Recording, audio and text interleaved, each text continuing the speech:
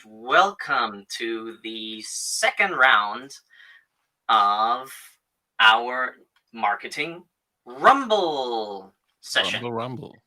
Rumble, MarTech. Yeah. So today we see Timo has moved to one of his four workplaces. Offices. He's got his office. So you're a snob on that. No, I actually have 5 offices where I can liberately go, can decide in the morning where I want to go. I now today want to sit here. Oh no, I don't like this. Now I'll move there. Yeah. Oh, crazy. That's I've crazy. prepared something for today because today our great topic is we're doing consent. I'm not sure if the camera can catch that. Do you consent to the trace of your emotions? Yeah, do you Yes. consent that we track your emotions? And of course, you have the options yes and hell yeah. So Hell yeah. yeah, I'll do hell yeah. like you do consent banners. So Yeah. accept or accept. So. Yes, I do. I consent. Oh, I like to. We have Matti here. Yeah, but on Twitch. On Twitch, not on Only LinkedIn. So yeah, because today we're also now live on my Twitch channel. We're live on our YouTube channel, and we're live here on LinkedIn. So, as Timo already said, I hope you've all given us your consent so that we can actively maybe even share your comments that we do have around.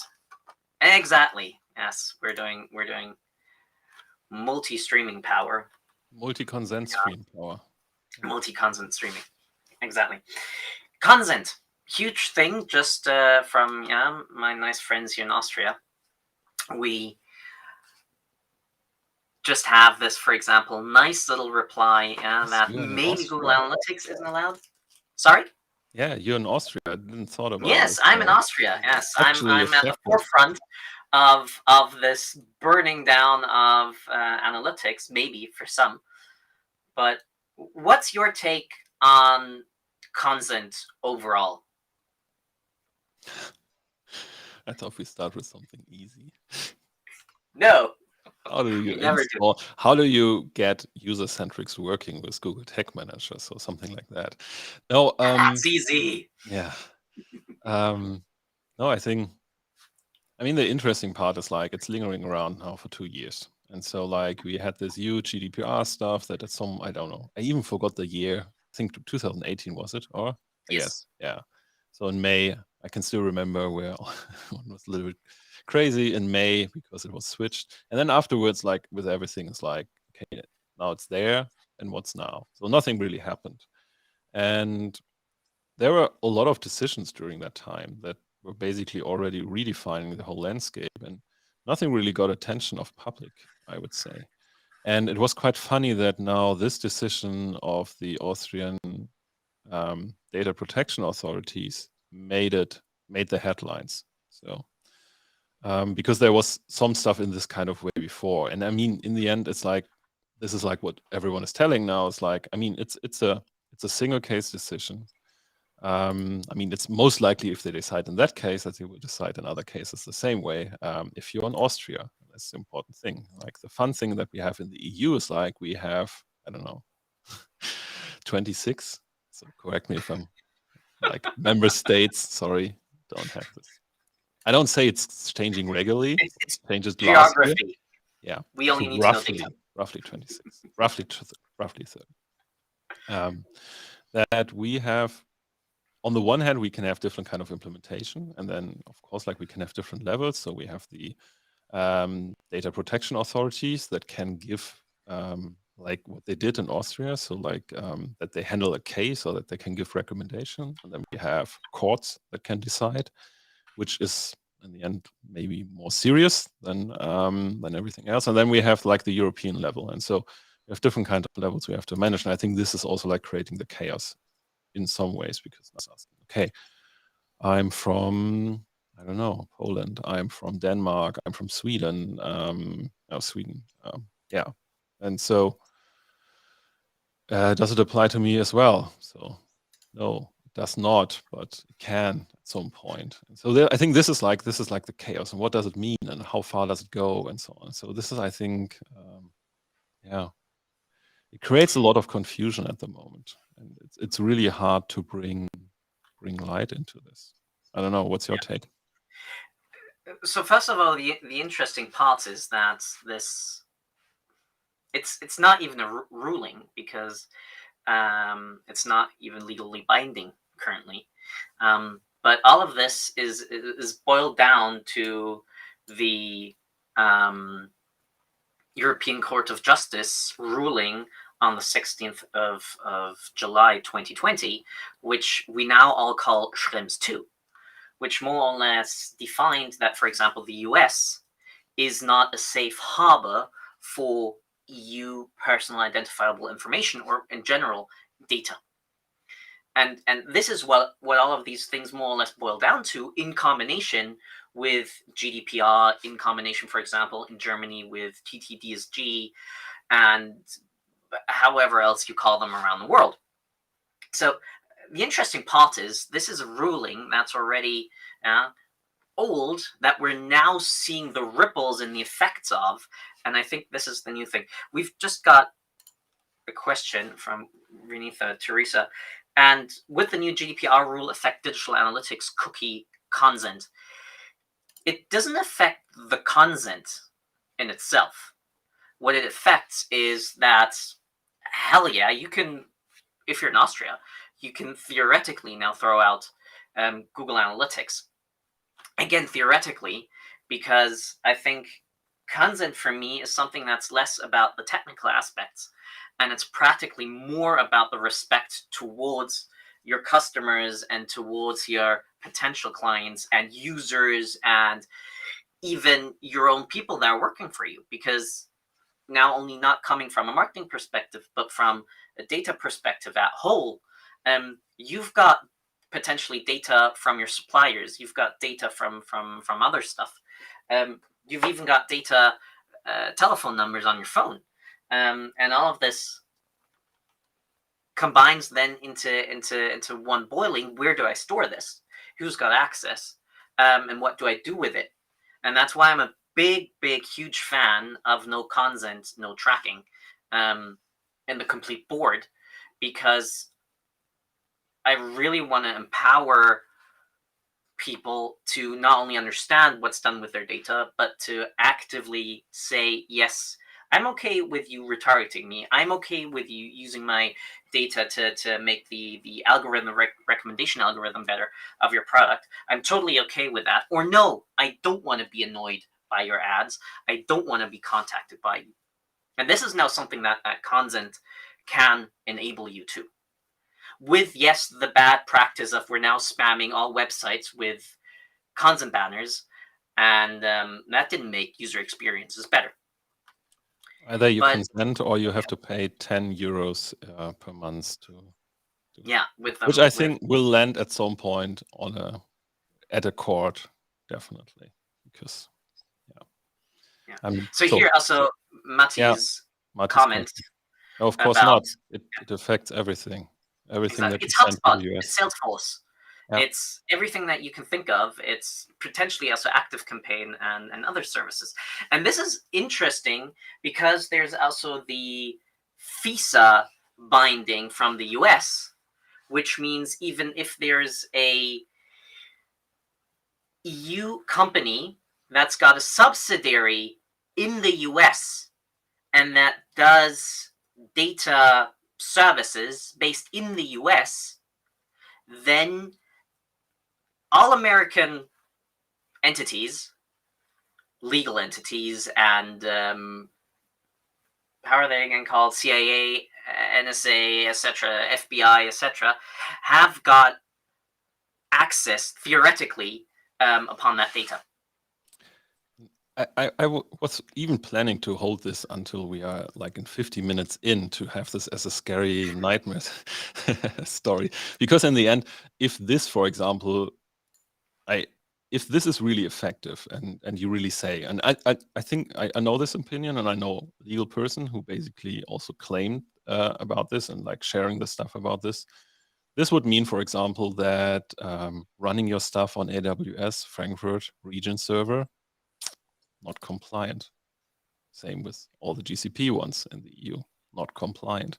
So all the friends who are running their Snowflake and BigQuery stuff at the moment, maybe check out ClickHouse and how to host it on Hetzner. So yeah, we will see. especially the importance there is you can host it on those services, but with one entity, you should encrypt it. And that encryption key should be stored somewhere in your office in the EU.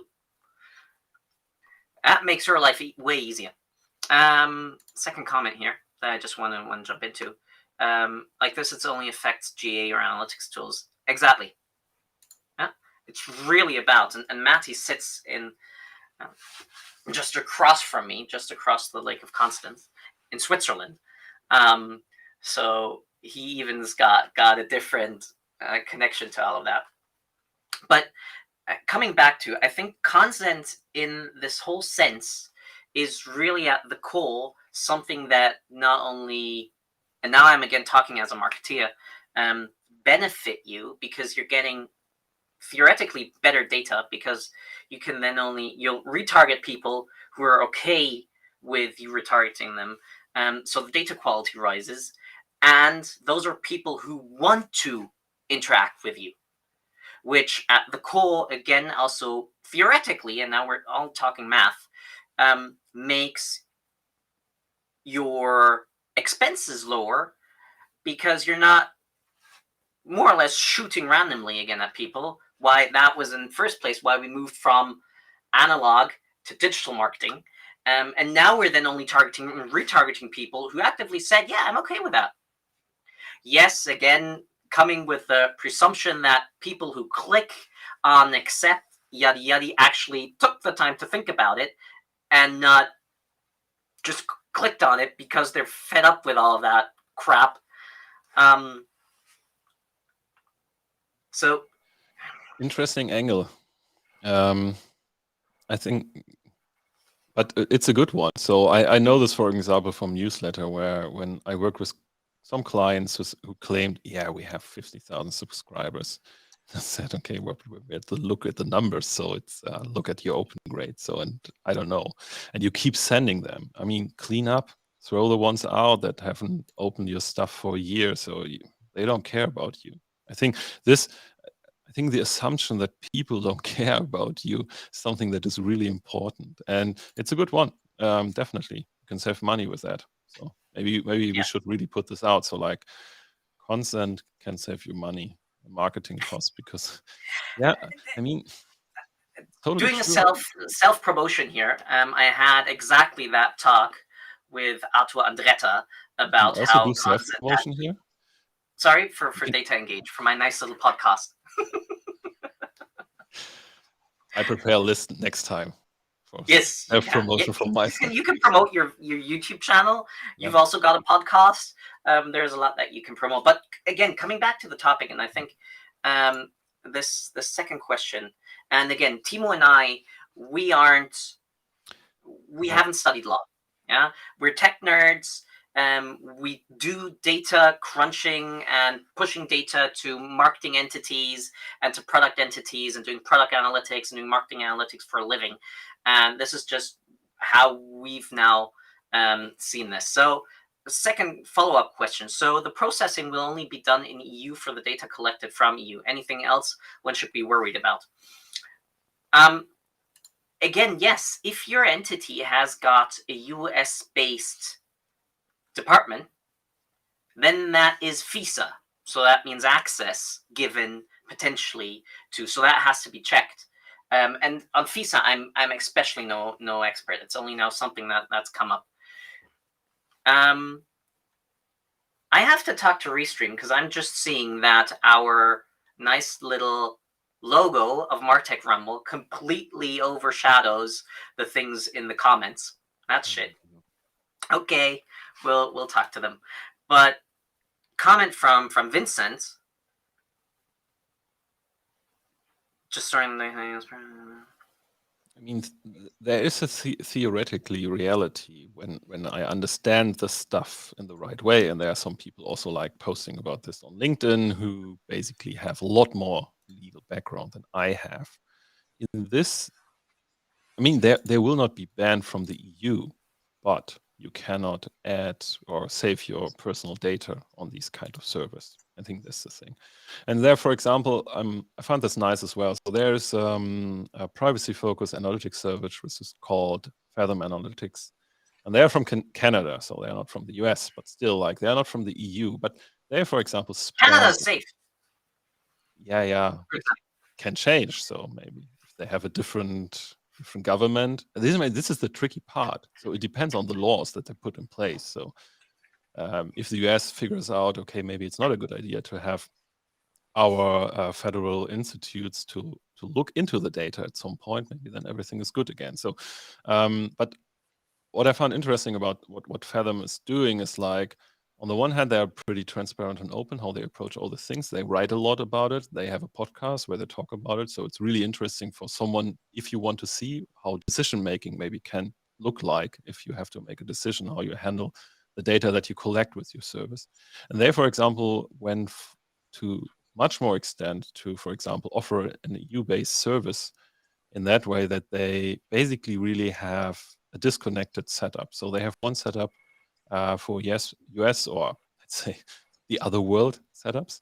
And then they have a dedicated instance that is running on Hetzner servers in Germany. And they precisely choose not to use AWS or GCP because of this, what Philip just mentioned. So that in the end, even if you use GCP or AWS, it's a subsidiary of the US company. So, but I don't know. I cannot really see that it will be banned. So, but no, let's see. They won't.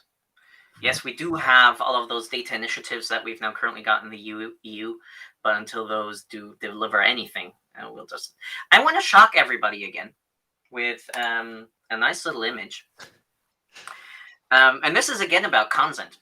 And this is freaking interesting. So this is a tool from Dr. Augustine Faux. Great guy to follow on LinkedIn. This will be my weekend Netflix. This tool. His research, and he does a lot about ad fraud. And just coming into this, what you're seeing here is, and let's just open it in a new tab so that we can actually zoom in. And what you're seeing here is we've got one source loaded, and this could be 1 pixel on your site. Let's say you're actually using a programmatic ad services for that. And your visitor has given you consent also to load that. So this would be this point. And then you see what theoretically happens just based on ad server requests. So then we're loading 663 further pixels, data points, so tracking. Those generated 435 tracking requests, and then 148 further tracking requests. And theoretically, bound also by CCPA, COPA, and how they are all called, you're responsible for what stuff your website loads after given consent. So whatever happens with the data of the people on your website, and now this is really me being a fearmonger, whatever happens to that data within those services, that's up to you, theoretically. Practicality and legal all aside, but this happens. And this is really crazy, and this is a comment Timo made when we're discussing, and I'm showing him this this image, was a lot of the times when something is integrated into a website, it comes from marketing or product, and the actual knowledge, what then happens with this, the responsibility about this, is then either handed over to someone like us with a marketing technology background, but we only also do the first level analysis, and you called it, does it break the website, Timo? And I think this is very important, not only to do this level of analysis, but actually, if we're again in the sense of no consent, no tracking, then this is something where we really have to watch out. Yeah, no, this is I think really an interesting thing. Because I think this is also shifting a little bit. Like we know the scenario from the past where marketing wants to try out some new services, and I mean it's a very, let's say, simplified version of it, but I mean it often ends up like this: the agents, they have a new agency, the agent comes around and say, hey, yeah, we have this cool new thing we want to try out, and so here's a tracking pixel, and then in the past, like this past tracking pixel was just passed down. So like marketing gives it to tech just puts it in GTM, and sometimes even marketing can put it themselves in GTM. And there's not really a, yeah, so Matti, it must be JavaScript. So I mean, maybe you can even build this based on an image pixel as well, but mostly it's JavaScript. But honestly, like at the moment, I would say 99% is basically using JavaScript stuff. So the old days where you had fallbacks, and so with images, I mean, it's still there, but it doesn't really apply. So the interesting thing is really like it was not really checked, and even not checked for website security. And I see at least like a trend with in bigger companies that developing or IT departments start to understand the impact with this tag manager, because the tag manager basically is a, how to say, is a backdoor where you can really introduce serious compliance concerning stuff on your website in a very easy way. And even like companies who really have really high standards when it comes to, let's say, their security infrastructure, and so what kind of tools and what kind of packages, even libraries they use in their code, they often miss the tag manager. And so they have this open door to some teams, and which don't really know about security of systems. And I think this is something that I hope will come more in the future, that you really have processes. And maybe, I mean, I'm so much in love with this tool already that you showed me. That's why I said I would do a lot of stuff with that on the weekend, because this was something which I was always looking for, because it's quite hard to do this yourself if you don't really have the technical background. Yeah. And I think it's really important that you really have a test procedure and checklist before you put stuff tracking on your marketing website. So one thing which I really, for example, I came up with another project as well, is like that you have a natural expiry date for marketing pixels. So that not that you ask if you should take it down, but it's been taken down automatically if not someone from marketing explicitly says, no, we still need that. And so, because I see so many tag management setups, that basically is like a museum of all tracking the company did over the last 10 years. And they are literally sending their user data, I would say, to 90% of all advertisement networks that are out there, because they tested it at some time, just forgot to remove it. And this is really a problem. Yeah, exactly. Also, so just to again give you something to look into, I'll just give you a second nice little tool. Also for everybody else watching, if you want to do a quick analysis also of your page, this is Decareto, and there are others. Yeah, OneTrust does something similar. There are a lot of them out there, and they actually do tech-based analysis of your site. Based, do you have everything in your in your content management platform? Is there any other stuff loaded? Should this stuff be mentioned? Can you define this as mandatory? And they also give you updates about all of this. So if you're the MOPS, so the marketing operations manager that we talked about last session, actually in your entity, in your company, check if it wouldn't make sense for you to us look into this. Because, and now again it's story time, I have a client for whom I do the tracking setups and everything, and they used a provider for a feature on their site which wasn't integrated via the tag manager. But whilst doing the analysis for setting up user centrics and stuff like that, I realized that they were using Mixpanel without any given consent, that they were using Sentry without any given consent. I was asking, okay, where the data, and marketing had no clue, so it wasn't their implementation. And then I did a trace about it and realized, oh yeah, hey, this is great.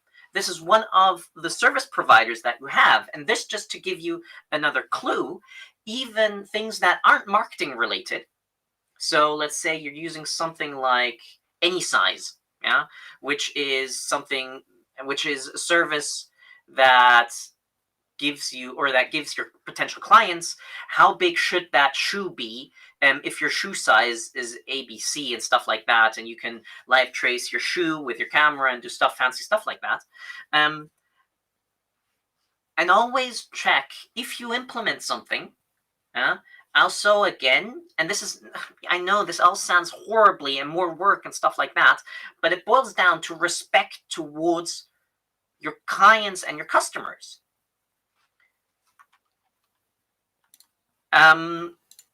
Interesting, yeah, but this was Sentry from a third party. And that's the problem there. If it's Sentry from yourself, and then you again have to check what data do we actually actively transfer to Sentry, and Sentry logs a lot. Sentry logs. I mean, it's the purpose of the tool, so. Yes, Sentry logs fingerprinting stuff. Sentry logs the IP address. Sentry logs, so a lot of stuff that could potentially be used or identified as P2.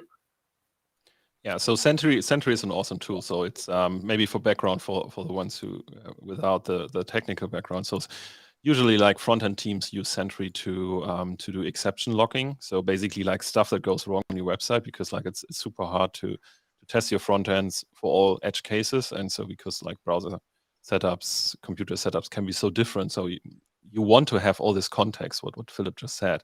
So you want to have as much information about your browser because you want to debug this stuff. But the good thing about Sentry is like they are open source, they have managed service, and so you can definitely choose to just run it on your server. And it's such a core thing, you should run it within your infrastructure and do it like this. So this just as a shout out to Sentry, which I think is one really great service log provider. And also like they started open source from the beginning. And so they really have a very active community doing a lot of stuff, doing a lot of also like working actively for the community. So yeah, problem itself is not Sentry. It's just like how you use it, but it's always like this. And I think it's an important thing that Philip just mentioned. It's really like, I mean, we all love shortcuts, and so people who know me know that I'm the biggest fan of shortcuts.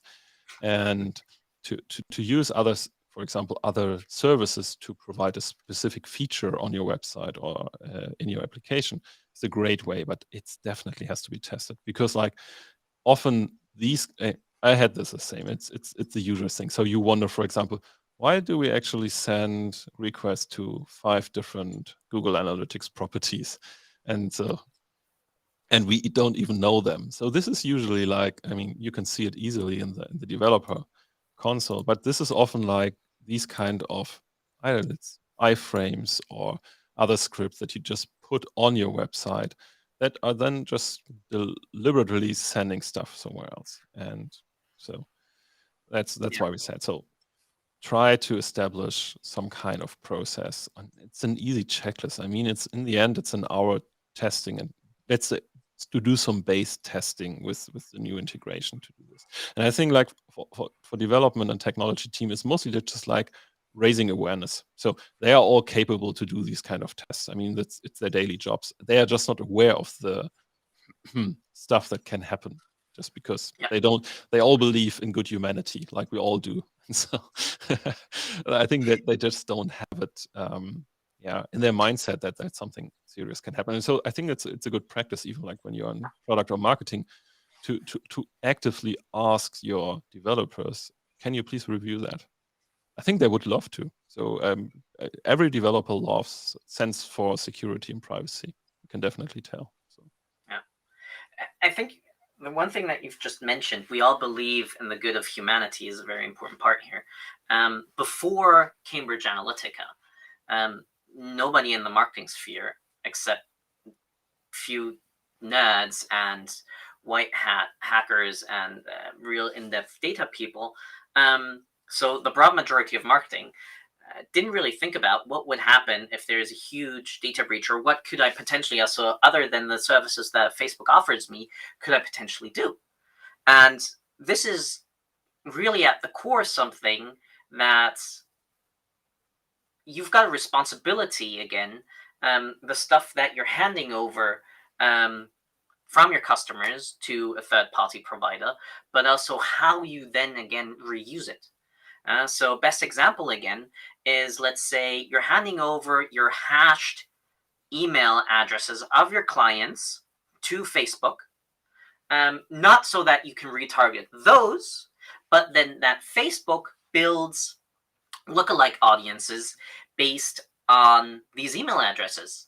And now we're back to consent. Have you received consent to actually actively share that? Because why is this interesting? And this is something that, and I'll share the presentation link in a second. But for example, if you take the 150 most visited websites on the web and you add a little tiny tracking image, even enough, and you would just retrace that, you can identify 85% of all humans on this planet that are using the internet. 150 websites. That's not much. Yeah. And there's a lot of this metadata that can be used to retrace and re-identify people. And then everybody says always, yeah, but I've got nothing to hide and yada yada. Yeah. Be happy that you're living in a democracy. Yeah, Be happy that your current political system seems as stable as it could be. And then you're back to all of that stuff. and it can always change, About, and so you can travel, yeah, and so it's not like that. The given state is guaranteed for the future. So yeah, always keep that. At least this is my take. So I always keep in mind. Well, yeah. So take German history. It's not so long ago that we had different systems. So it's not something that we should took for granted. And yeah, and I think this is like really important. And there are still talks out on YouTube, which at some point of time I found really, from a nerdy perspective, I found really interesting, where you can really see, well, yeah, so I basically build up my audience here. Then I send them to my website. Then I basically enrich them with this kind of advertisement stuff. And then I send them there. And then I can be enriched like this. And so in the end, I can build super focused niches just by sending people data to different kind of networks. So, and if I always then transport the context, I can build super rich profiles. And this is really easy tech stuff. So everyone, so Philip and I, we all both can set this up potentially if we want to, and other people as well. So it's not really hard to do. And at some point, I found this really fascinating, and at some point, of course, like, it started to scare you. And I think, okay, it's good that we now think about, okay, maybe we should limit this, that not everyone can do this, because it's really easy to do. So yes.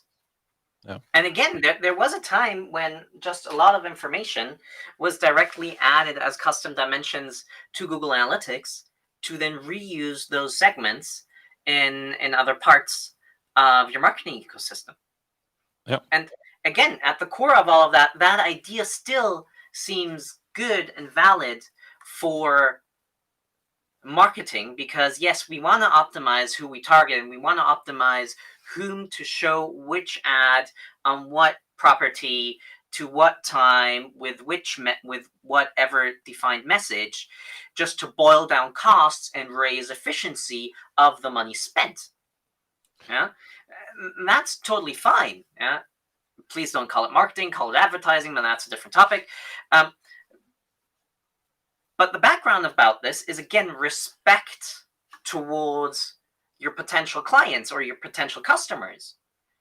Do they actually want you to know this? And as we all know, and this is just how our brains are wired, if we talk about something, for example, new shoes, And then we see ads about new shoes on Facebook. No, Facebook doesn't listen to your conversation and then targets ads based around what you've said. Also, neither does Google do that or another party. That's just way too much data even for them to crunch. And that's way too much stuff that kill their data science teams. But we as humans then think that something like that happens. And that then generates distrust. And why do people buy from you? Because they think that you're solving the problem that they have, but it's always then bound to two other factors. Can they solve it? Do I think that they can solve it in a way that's adequate to the costs? And do I more or less trust them to solve it? And trust here is the core factor. If they then feel that you're spooking them with all of that potential data that you're using, you really have to think about, do I have the consent? Is it okay? And then we're coming into things like ad frequencies and stuff like that. So consent at core, again, is building up this trust relationship that also then helps you in retention and all of that stuff. Yeah, just this whole thing is about trust and respect. Exactly. And we just had another longer comment, which I currently don't see actually in LinkedIn. I like this comparison. I have nothing to hide. Where's the problem regarding data? It's protection and privacy. It's like I currently have nothing to say. I don't care so much about freedom of speech. I like that. I don't really understand it. Sorry? I don't really understand it. And it's the actual comparison again about everybody says you've got nothing to hide, but you do have stuff to hide.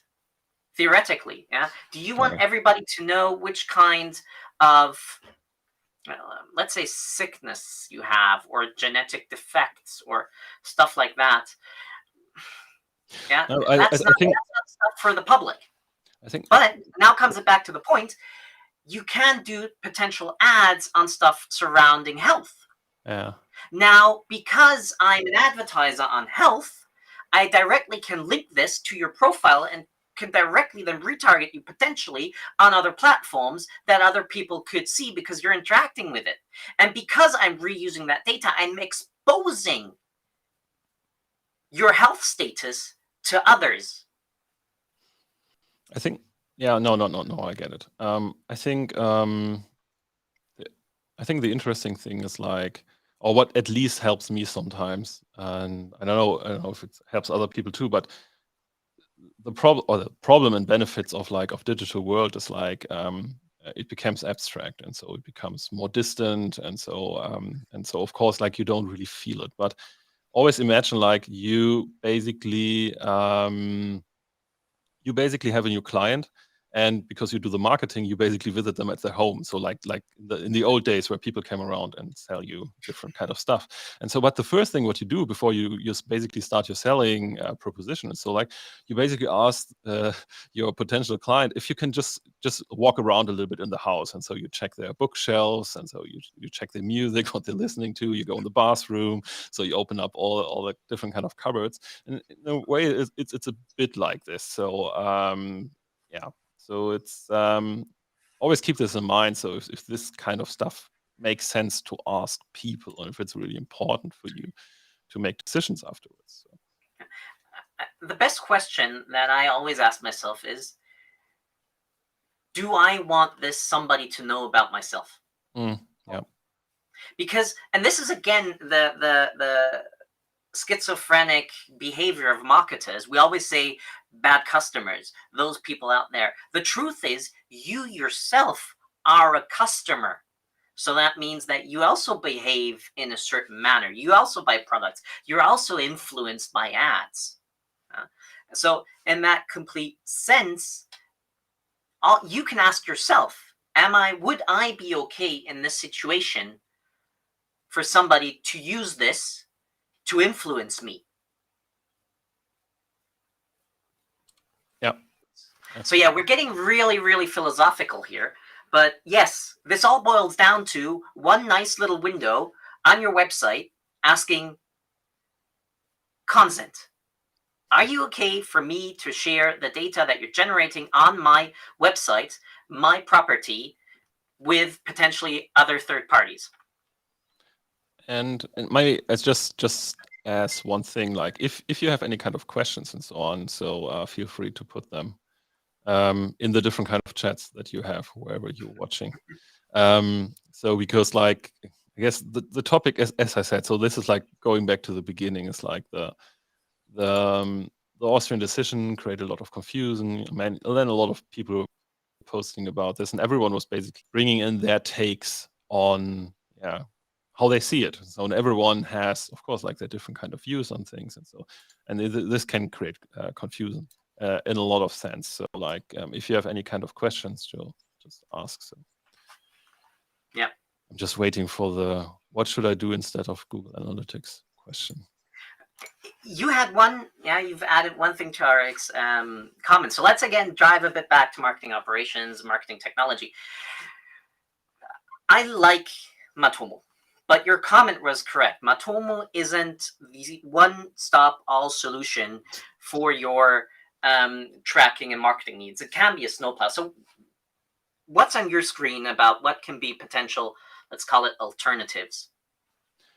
Yeah, I think so. Yeah, I mean, I'm a little bit unfair to Matomo at the moment because I rant a lot, and this is like you already said. So like, one problem I had is like, especially from legal persons, when you saw their postings, for example, on LinkedIn. So everyone was like, "Oh yeah, then just use Matomo." So it was, and even one just said to me, "Well, it's just a reflex." So it's just like the first thing which I have on my mind, and so just put it in there. And so, and my take is like, of course, like, I mean, yes, so you can use Matomo. And so I'm, for example, not a huge fan of this kind of piece of software for several reasons, which it's not important here. What I always want to say is like, and it's the same for Google Analytics. And you saw this problem. And this, I think, is a little bit of a problem with Google Analytics. It's like some people using Google Analytics because it's the first thing they discovered and they heard about from other people. And then they just started to use it. And my take is always like, if you use any kind of systems you should make an somewhat educated decision about it, why you use it. And so, the same with analytics stuff. And so like, if you now think, okay, is Google Analytics the right thing? Just go sit down with different kind of stakeholders and make something like make data usage scenarios. So think about, okay, what kind of decisions we really want to maybe make quicker and better with data. And so this might be 2 or 3 areas in the beginning. And it's totally fine. And so based on that, then you can make a decision, what is the right tool for me? And don't go for reflex and say, oh no, I cannot use this anymore, so I use Matomo. And then I let someone in my IT host it myself, then it's crappy, slow, and everyone hates the interface. In the end, if you, sorry, I couldn't hold back. So in the end, if you decide for any kind of system, it has to fit your organization, your use cases, and what you want to do with it. So this is my take at the moment. So like, I mean, it's a good point in time at the moment with GDPR, with and also like with the switch from Google Analytics Universal to Google Analytics 4, which basically forces you to rebuild everything. And it's a good point in time to maybe say, well, we invest 2 weeks to figure out what maybe 4 weeks. It's totally fine as well. I think it's well invested time. So invest the time to really think, what kind of system do we need for the next 2 years? And then make a decision. And then it can be a Matomo, of course. And it can also be Google Analytics. I think there's still parameters in the equation where GA totally makes sense. And don't get me wrong, Google invested a lot of time into how to build features for this tool. And so you don't get this kind of stuff for this kind of money somewhere else. So because again, also Matomo, if you're hosting it yourself, you've got total cost of ownership around that. You need somebody to manage it. Behind Google Analytics, there's something around 600 developers, a complete DevOps team, a team who keeps the servers running up at night and stuff like that. So yeah, I think one perspective that I'd like to add is with our more modern data stacks, a lot of the times what you practically need is just something that does the data gathering for you. That can be a Matomo, that can be a Google Analytics, that can be a Snowplow, that can be a Fathom, that can be a eTrekker or something else, because modern marketing should not only use data from one source, but recombine it to the stuff that you've got, as we discussed last session, then about data in different silos from sales, from your customer service, from all of that. And that's then an analysis that you just can't do in a Google Analytics. Yeah? It's practically really about then the question of what do I want to analyze and where do I need the data? And if you're saying, okay, we're mainly advertising in the Google ecosystem, and then you're saying, yeah, but I can't switch from Google Analytics because we're using the segmentation based around this, hold your horses. There's a lot, most of the things that you're currently doing in Google Analytics, you can easily do with the Google Ads Pixel, for example. And stuff like this. And then, yeah, we're back to the discussion, but then the data is again on US servers. Forget all that. It's practically about which data gathering tool gives me the granularity and the data points that I need to make better decisions, as Timo said. And then the second step is, what kind of visualization and of data connection do I practically need about all this? And then I think that makes your lives way easier than only thinking about which tool is the right one. Yeah. So, but to keep in mind, if you go into this kind of world, which I think we all will go, it also means that you have to invest in data teams. So it's one of the big benefits of these services like Google Analytics, Adobe Analytics, Matomo, Pivot, and so these, let's say the category of all-inclusive analytics things is like, you can keep your investment in team and resources quite low because they take a lot of stuff. They do a lot of stuff for you. And so this is, I think, this is really, really important to know. So there are alternatives, but the alternatives also mean different, let's say, organizational challenges. So in the way, try to find data people. So, I mean, this kind of thing. So, but there are different ways how you can handle this. And so I think this is like what we will see now in the next years is basically like, we will have, which I call multi-track, let's say sources data gathering. So in the end, you might have, I don't know, 20, 25 sources where you get your data together. And then the companies are in better shape who are really good at this. So to collect the data, different kind of places, and to can judge the quality of the data where they collect it. So maybe like, as we all know, front-end data is not always in the best quality, and so you can get this from somewhere else, and so on. I mean, there's a lot of things going on at the moment, and it would be really interesting. And then you, for example, maybe you have a track where you just have anonymized data. So Snowplow, for example, has a very nice way how you can basically even switch on the tracker what kind of, let's say, on what kind of track you want to send this data and how you want to enrich it, and maybe how you want to prevent that it's enriched. So you can easily, not easily, but you can very good handle what kind of data putting in and so on. And then you can say, okay, based on this anonymized data, I do this decision. So based on the qualified data, I do this decision, which doesn't make everything easier, but it will not go away. So I think it will just be different in a way. Yeah. Exactly. And so to sum everything up, I just thought of one question.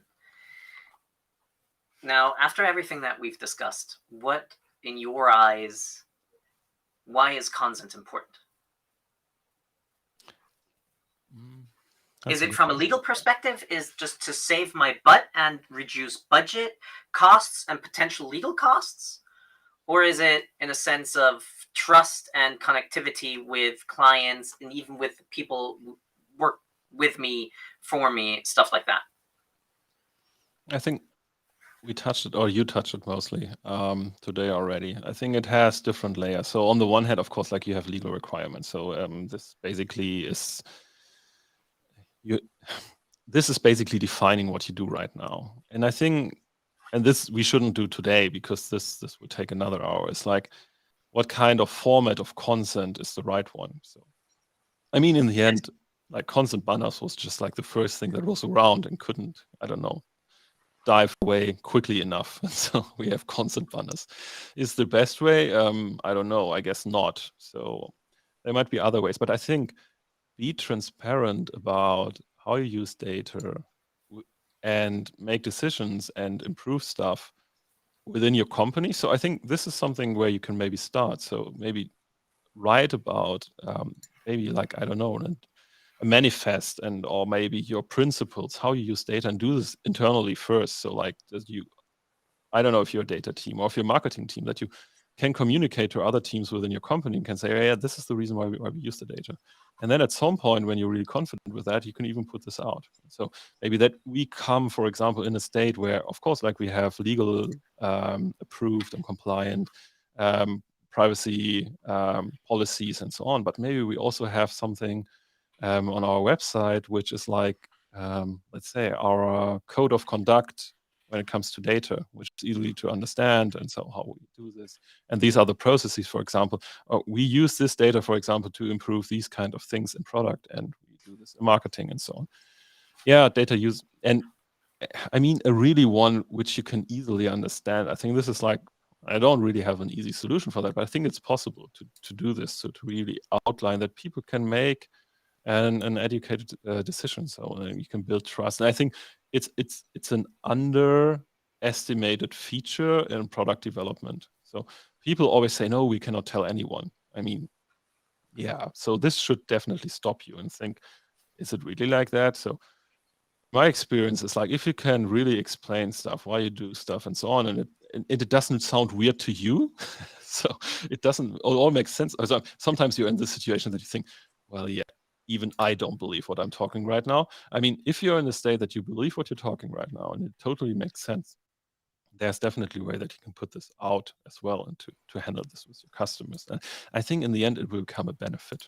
We will see companies who basically do this very open. We already see them. And you will see more who do this. And then in the end, I mean, in the end, it's all about trust and which brand do I trust. And so this can be a part of it. Yeah. Yes. And now back to good old Germany, something that we've got in the TTDSG, there is no translation for this in English. They've already included a passus about personal information management systems, which should be then bound to your browser. And this just means that the consent banner, they'll go away.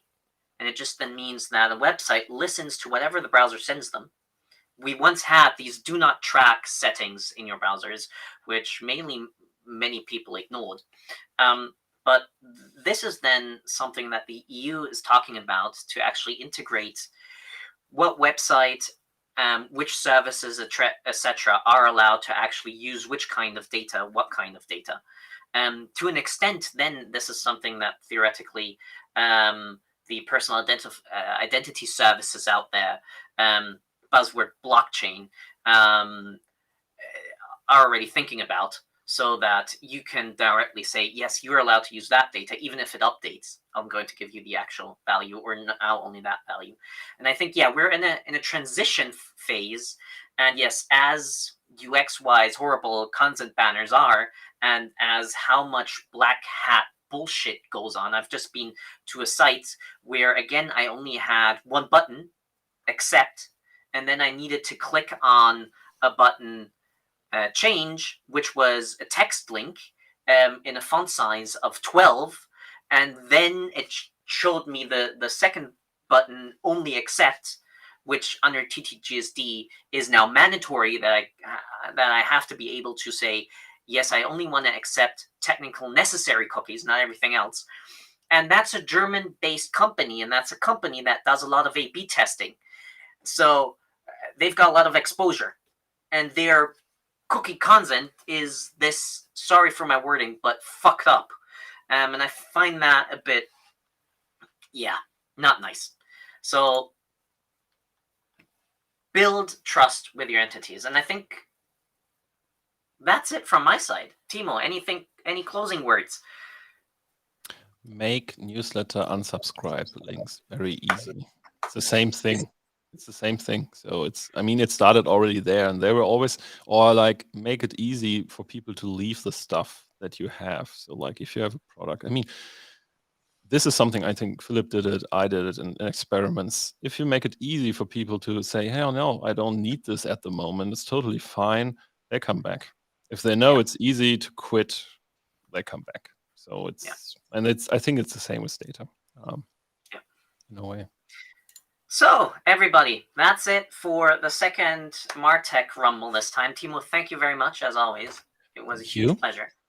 And we're back in 2 weeks, which will be the 10th of February. And we're looking forward to seeing all of you back. We've had awesome numbers. And thanks also for the interaction from Twitch. Thanks for the interaction from LinkedIn with everybody.